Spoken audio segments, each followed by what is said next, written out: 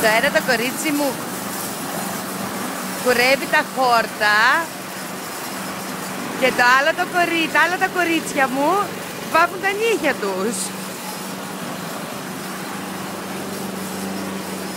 Και η μικρή γοργόνα εκεί, ναι, τρώει το κουρασάν και έγινε καραγκιόζης. Πες τον παπά τώρα, γεια σου παπά. Πιο δυνατά τώρα που είμαστε κοντά. Πες τον παπά. Κοίτα παπά να μουρτζω. Άντε πες τον, μίλα τον παπά. Θα πάω έξω σήμερα.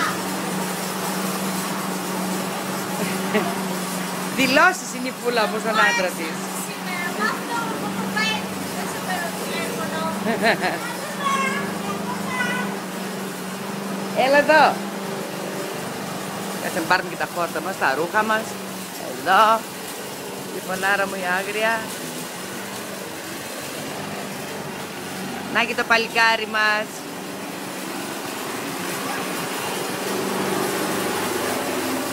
Αυτός είναι ο Ευθύμης μου. Πες γεια στον παπά. Άντε έλα έξω κι εσύ.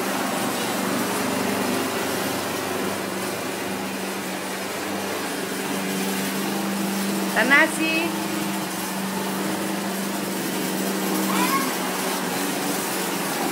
Η Νικολέτα πού είναι? Κοιμάται.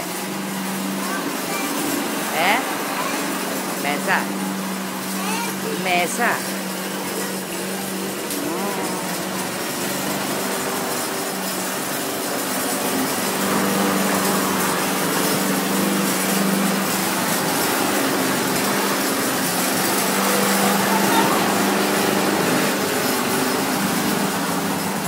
Άντε και το φάγαμε, άντε.